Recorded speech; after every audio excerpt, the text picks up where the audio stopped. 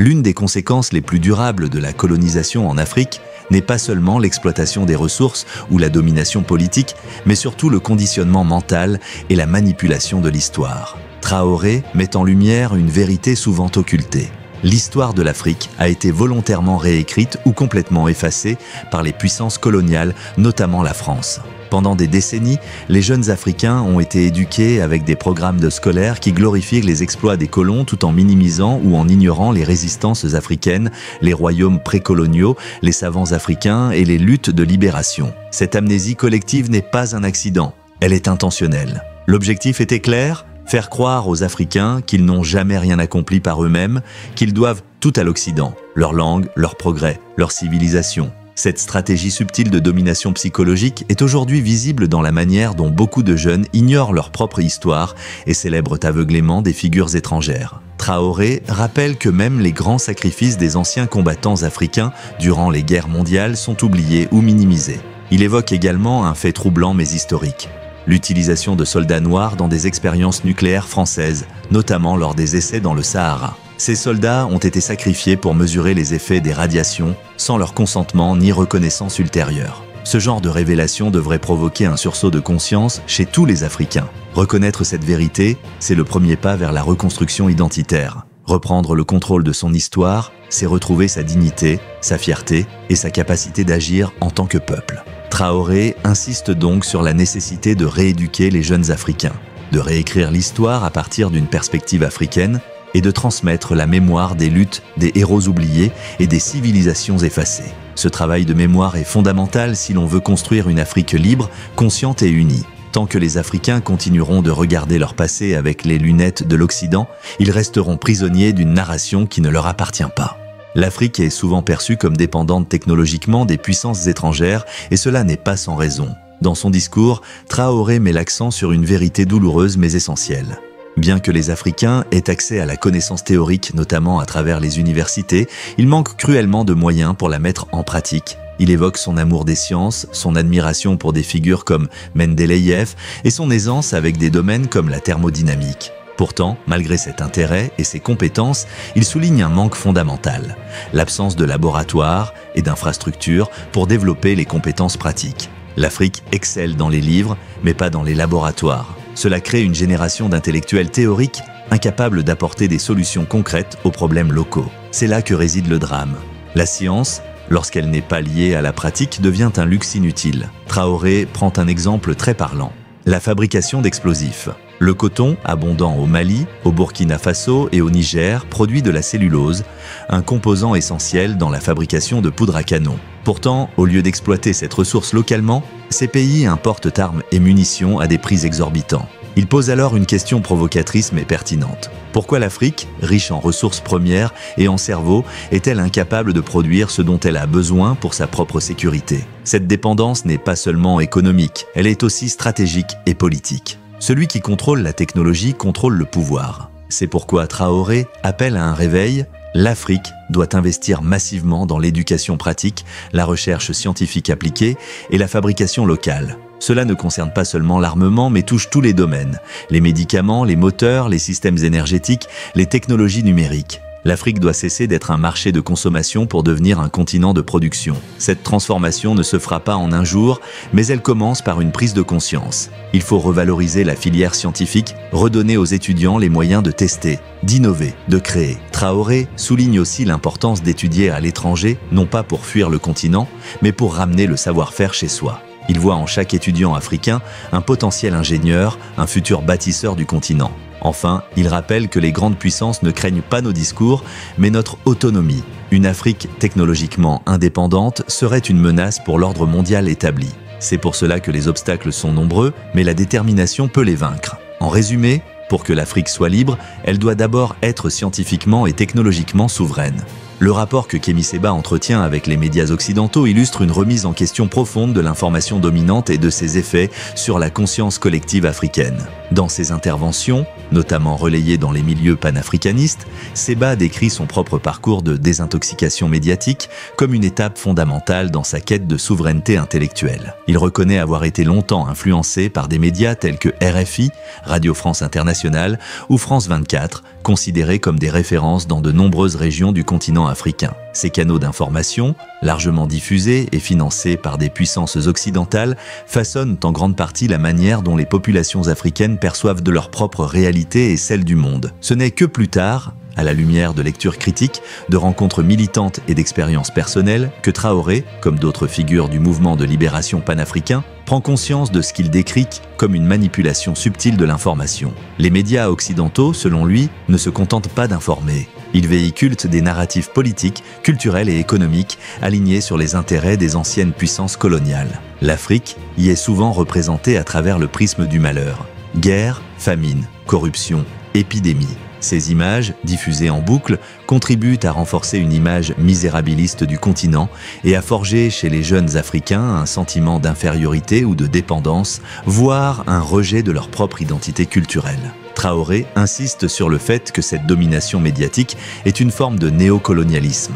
Elle agit de manière moins visible, mais tout aussi efficace que la domination militaire ou économique. Elle pénètre les esprits, oriente les opinions et formate les imaginaires. C'est pourquoi, pour lui, la libération de l'Afrique passe impérativement par une souveraineté médiatique. Il appelle ainsi les jeunes à se réveiller, à aiguiser leur esprit critique, à cesser de consommer passivement les récits dominants et à chercher des sources alternatives d'information, en particulier des médias africains indépendants, portés par des journalistes engagés et conscients des enjeux géopolitiques. Créer des médias alternatifs africains n'est pas seulement une question de communication.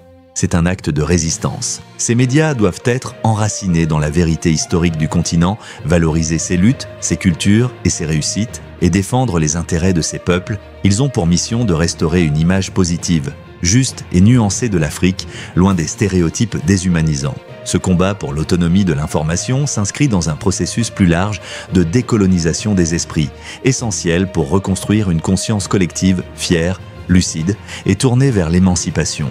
Ainsi, la critique des médias occidentaux formulée par Traoré dépasse la simple dénonciation. Elle appelle à un projet de refondation culturelle et médiatique du continent africain dans lequel l'information devient un levier stratégique pour la reconquête de soi. Dans son discours, Traoré accorde une place centrale à la jeunesse africaine qu'il considère comme l'élément moteur du renouveau et de la transformation du continent. Selon lui, l'avenir de l'Afrique repose non pas uniquement sur ses ressources naturelles ou son potentiel économique, mais avant tout sur l'éveil, la formation et l'engagement de sa jeunesse. Il s'adresse à cette génération avec une ferveur particulière, lui rappelant que c'est elle qui détient entre ses mains la possibilité de briser les chaînes du néocolonialisme et de conduire l'Afrique vers une véritable souveraineté politique, économique, culturelle et scientifique. Traoré souligne notamment l'importance stratégique des étudiants africains formés à l'étranger, en particulier ceux qui bénéficient d'une éducation scientifique rigoureuse comme en Russie. Pour lui, ces jeunes représentent une élite intellectuelle en devenir, dotée de compétences précieuses dans des domaines clés. Ingénierie, médecine, technologie de pointe, agriculture, énergie, etc. Toutefois, il les met en garde contre le piège de l'aliénation et de la fuite des cerveaux. Acquérir du savoir à l'étranger ne doit pas signifier se couper de sa terre d'origine ou mettre son expertise au service d'intérêts extérieurs. Au contraire, ces connaissances doivent être réinvesties localement dans des projets concrets de développement pour résoudre les problèmes endogènes du continent. Il rappelle que trop souvent, la jeunesse africaine est courtisée, exploitée ou endormie par des systèmes éducatifs et médiatiques qui la déconnectent de sa réalité. L'inaction, l'ignorance ou encore le désir d'émigrer à tout prix sont, selon lui, des failles dans lesquelles s'engouffrent les forces impérialistes pour maintenir l'Afrique dans un état de dépendance chronique. Or, pour briser ce cercle vicieux, il faut une jeunesse éveillée, lucide, fière de son identité africaine et animée par une volonté de changement radical. Traoré appelle donc à une prise de conscience collective. Il ne s'agit pas simplement de rêver d'un avenir meilleur, mais de le construire activement, dès maintenant. Cela passe par l'appropriation des savoirs, mais aussi par le développement d'une pensée critique, l'implication dans la vie politique, économique et sociale, et la mise en place d'initiatives locales portées par les jeunes eux-mêmes. Il encourage la jeunesse à croire en ses capacités, à valoriser les cultures africaines, à refuser la soumission intellectuelle et à s'organiser pour défendre les intérêts de l'Afrique avec courage et détermination. En définitive, pour Traoré, une Afrique forte et indépendante ne pourra émerger que si sa jeunesse prend conscience de sa mission historique et se mobilise massivement pour réinventer le continent. Elle doit être le fer de lance d'une Afrique nouvelle, une Afrique unie, souveraine, prospère et respectée sur la scène internationale. Ce message est autant un appel à l'action qu'un acte de foi en la puissance transformatrice de la jeunesse africaine.